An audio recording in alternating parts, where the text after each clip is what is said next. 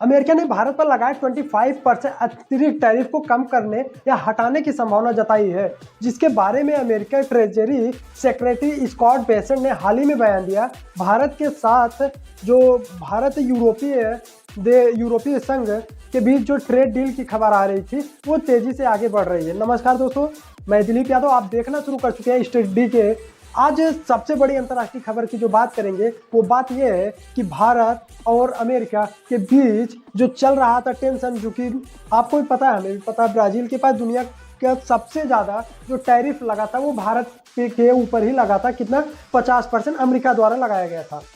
लेकिन अभी वहाँ के जो ट्रेजरी सेक्रेटरी स्कॉट है, जो ट्रेजरी सेक्रेटरी, अगर आपको ये ना समझ में आया तो भारत में जैसे वित्त मंत्री होते हैं वैसे अमेरिका में ट्रेजरी सेक्रेटरी होता है, उनके द्वारा ये बयान आया है कि भारत के ऊपर जो एडिशनल 25% टैरिफ लगा था उसे हटा दिया जाएगा, या अभी ध्यान दीजिएगा वो अभी लगा है, उसे हटाने की संभावना वो जता रहे। अब जता क्यों रहे? क्योंकि उनका ये मानना है कि भारत जो रसिया के साथ ज़्यादा क्रूड ऑयल परचेज करता था वो कम कर चुका है। जबकि आपको बता दें कि रसिया के साथ भारत क्रूड ऑयल परचेज करना कम तो किया है, लेकिन सिर्फ 30%, बाकी का अभी भी भारत रसिया के साथ ऑयल परचेज कर रहा है।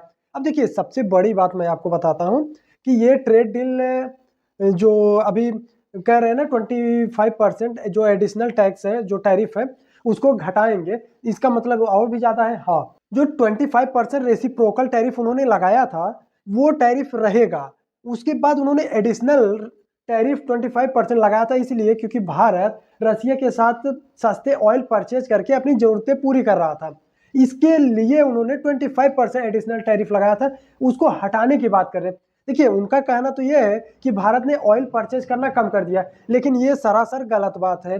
वो इसलिए नहीं कर रहे हैं, वो इसलिए कर रहे हैं क्योंकि भारत और यूरोपियन यूनियन के साथ उसका जो यूँ कहें कि उसके बीच की जो दूरियां हैं वो बिल्कुल घट चुकी है। अब जो 2007 से ट्रेड डील जो अटकी हुई थी वो अब जाके साइन होने वाला है, फ्री ट्रेड एग्रीमेंट भारत और ईयू के साथ। अभी ईयू क्या है? यूरोपियन यूनियन, जो कि एक संघ है, संगठन है। यूरोप के लगभग सारे देश उसमें शामिल है, ऐसा आप मानिए। अब देखिए, इसके बारे में देखते हैं कि ये कैसे हुआ। देखिए, 23 जनवरी 2026 को इन्होंने एक इंटरव्यू दिया भारतीय रिफाइनरियों में रूसी तेल खरीदारी। जो ये बात उन्होंने बोली थी स्कॉट बेसेंट ने, उन्होंने ये बोली 23 जनवरी को बोला था। उन्होंने 23 जनवरी 2026 को कहा था कि ऐसा होगा। इस फैसले से किस किस को फायदा होगा? देखिए, बाद में स्टील, एल्युमिनियम और अन्य के निर्यात के क्षेत्र में बड़ी राहत मिलेगी, क्योंकि इससे अरबों की बचत हो सकती है। विशेषज्ञों का मानना है कि भारत ने रूसी तेलों से दूरी बनाकर अमेरिका के साथ संबंध मजबूत किए और अब टैरिफ हटने की उम्मीद आ गई। ऐसा वो अपने देश में कह रहे हैं कि अमेरिका में ये बताना चाह रहे हैं कि मेरे दबाव में आके भारत झुका और भारत रूस से तेल परचेज करना कम किया। नहीं, ऐसा कुछ नहीं है। भारत ने तेल परचेज करना कम किया था, लेकिन भारत की सिर्फ एक कंपनी जो कि रिलायंस इंडस्ट्री है वो ही तेल परचेज करना कम की थी, लेकिन पूर्ण रूप से बंद नहीं की थी। ये बात आप भी मानिए, क्योंकि 100% में 70% आज भी वहीं से आ रहा है, केवल 30% कम किया गया इसी मौके पर। अब हम आते हैं अपनी दूसरी खबर पर, जो सबसे बड़ी खबर वर्तमान समय में बनी हुई है, जिसको कह रहे हैं मदर ऑफ डील, यानी ट्रेड की जो फ्री ट्रेड एग्रीमेंट FTA अब बिल्कुल अंतिम चरण में। अब ये कैसे? 2007 से ये ट्रेड डील चल रही थी, नहीं हो पा रहा था, बीच में ठंडे बस्ते में गया। लेकिन ये भारत है, यहाँ पे ठंडे बस्ते में जाना ये कोई बहुत बड़ी बात नहीं, ये आम बात है। लेकिन 2022 में ये दोबारा से रिवील होता है, दोबारा से चर्चा में आता है, और 2026 आते आते ये बिल्कुल टेबल पे आ जाता है, कुछ सेक्टर को छोड़ के। इस समझौते की घोषणा 27 जनवरी 2026 को दिल्ली में होने वाले भारत EU समिट में हो सकती है। अब देखिए, ये बता दें कि जो इस मौके की जो बात हो रही है ना, इस मौके पर यूरोपियन यूनियन, जो यूरोपीय आयोग के अध्यक्ष उर्सुला वॉन डेर लेयन सहित EU के बहुत सारे बड़े नेता और यूरोप के बहुत सारे देशों के बड़े नेता भारत आ रहे हैं। कब?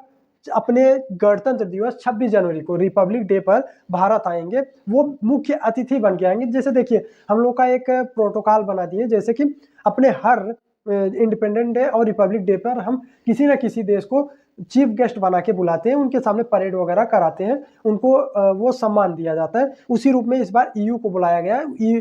इसी 26 जनवरी के जस्ट बाद ये जो कहा जा रहा है कि ये घोषणा हो जाएगी किसकी, एफटीए की, यूरोपियन यूनियन के साथ। इस डील पर भारत पर लगने वाले 100% से ज़्यादा वाहन टैरिफ कम हो जाएंगे। जैसे जो लग्जरी कार्स आती थी ना वहाँ से, यूरोप से, अब यहाँ पे जो वहाँ पे 100% टैरिफ लगता था वो अब कम हो जाएगा, जीरो के बराबर हो जाएगा। जीरो नहीं होगा, कुछ तो लगेगा, लेकिन जीरो के बराबर हो जाएगा। जिससे यूरोपीय कारें, जो लग्जरी कारें हैं, वाहन, इलेक्ट्रिक वाहन, वो भारत में बहुत सस्ते रेट में अवेलेबल मिलेंगी। वर्तमान में दोनों के बीच, जो यूरोपियन यूनियन और भारत के बीच, 136 बिलियन डॉलर का व्यापार है, जो कि सबसे ज़्यादा है। इस समझौते में और भी बहुत ही ज़्यादा तेजी आएगी। डिजिटल ट्रेंड, निवेश और रक्षा सहयोग जैसे ये सेक्टर भी उसमें शामिल है। ट्रंप प्रशासन टैरिफ के दौर में भारत और यूए के साथ साझेदारी मजबूती कर दी। अब देखिए बात ये सुनिए, ना तो ट्रंप बौराते, ना तो ट्रंप वेनेजुएला के मदुरो को उठाते, ना तो ट्रंप ज़्यादा आवेश में आके ग्रीनलैंड पर बात करते, ना तो ट्रंप और भी ज़्यादा आवेश में आके कनाडा पे बात करते कि कनाडा 91वां राज्य बन जाएगा, ग्रीनलैंड हम लेके रहेंगे ना। ये सारी घटनाएं नहीं घटती तो यूरोप की आंख नहीं खुलती। अब देखिए यूरोप क्या है, वो बिल्कुल अमेरिका का पपेट बना बैठा था कि अमेरिका ने कह दिया उस पर टैरिफ लगाना तो लगा दिए, अच्छा इस पे टैरिफ लगाना लगा दिए, भारत को ब्लॉक करना कर दो, भारत के खिलाफ बोल दो। मतलब जो अमेरिका बोल रहा था यूरोप वही कर रहा था। अंत में अमेरिका भी वही किया जो यूरोप को भी समझ में आ गया कि अमेरिका किसी का नहीं है। कहते हैं कि सांप पालोगे तो एक दिन आपको डसेगा, वो आपको काटेगा, क्योंकि उसकी फितरत वही है। और अंत में ट्रंप ने खुद उसी यूरोप पे हमला किया जिस यूरोप को अपना पपेट बनाए थे, सबके सामने झुका रहे थे। अंत में ग्रीनलैंड की बारी आई, तब यूरोप को याद आया कि नहीं नहीं नहीं नहीं, अभी मुझे चाइना और भारत के साथ जाना है, इसलिए यूरोप आया। नहीं तो अभी भी ये डील, मैं कहता हूँ कि अभी भी ये डील उतनी फास्ट तरीके से नहीं होती, भले वो 20 साल से चल रही थी, कहीं ना कहीं ये प्रॉब्लम्स क्रिएट करते। क्योंकि ट्रंप ने ये भी बोल दिया था कि जो यूरोप के 8 देश हैं, मेन देश, जैसे फ्रांस हो गया, जर्मनी हो गया, इटली, इन सब पे, ब्रिटेन, इन सब पे वो 8% की टैरिफ, जो 8 देश थे उस पर 10% टैरिफ लगाने वाले थे। तब ये यूरोपीय देशों को ये पता चला कि नहीं यार, अगर वो मेरे ऊपर भी टैरिफ लगा देगा तो प्रॉब्लम हो जाएगी। इसलिए देखिए यूरोपियन यूनियन से ऑलरेडी ब्रिटेन जो कि बाहर हो चुका है, उसको ब्रेग्जिट बोला गया था।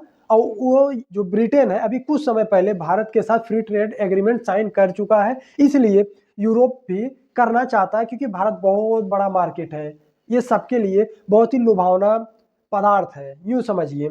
अब देखिए इससे भारत को फायदा क्या होगा, सबसे बड़ी चीज देखिए, फायदा ये होने वाला कि भारत अभी, अगर अमेरिका और यूरोपियन यूनियन की बात करें तो भारत ट्रेड सबसे ज्यादा यूरोपियन यूनियन से करता, लेकिन प्रॉफिट वो अमेरिका से कमाता था। लेकिन जैसे एफटीए साइन हो जाएगा, फ्री ट्रेड एग्रीमेंट, तो भारत यूरोपियन यूनियन से भी प्रॉफिट बहुत ही अच्छा गैदर करेगा। क्यों? क्योंकि यूरोप के जितने देश हैं, मैक्सिमम देश क्या है, डेवलप्ड हैं, उनके पास पैसा अधिक है, उन्हें लग्जूरियस लाइफ की, जो लाइफस्टाइल की आदतें हैं, तो वो लोग पैसा खर्च बहुत ज़्यादा करते हैं। तो अगर मार्केट का एक्सेस मिल जाएगा, भले ही थोड़ी मात्रा में भारत एक्सपोर्ट करेगा, वो हो सकता है इंपोर्ट भी बहुत ज़्यादा भारत करे, हो सकता नहीं, करेगा ही करेगा, लेकिन एक्सपोर्ट भी करेगा। जैसे क्योंकि हमारा जो मेक इन इंडिया इनिशिएटिव चल रहा है, इसके तहत बहुत ही ज़्यादा जो इम्प्रूवमेंट आया है हमारे पास, वो बहुत ही अच्छा है। तो इसलिए ऐसा हो सकता है, होगा भी। तो आई होप ये सारी बातें आप लोगों को समझ में आएगी। निष्कर्ष ये निकलता है कि एक अगर गलती कर रहा है तो दूसरा उसे बहुत ही जल्दी पकड़ने के लिए खड़ा है। अमेरिका ने गलती किया, तुरंत यूरोपीय यूनियन ईयू तुरंत भारत के पास आया। इसीलिए कहते हैं कि एक ही पलड़े में रहो। ईयू को ये बात समझ में आ गई।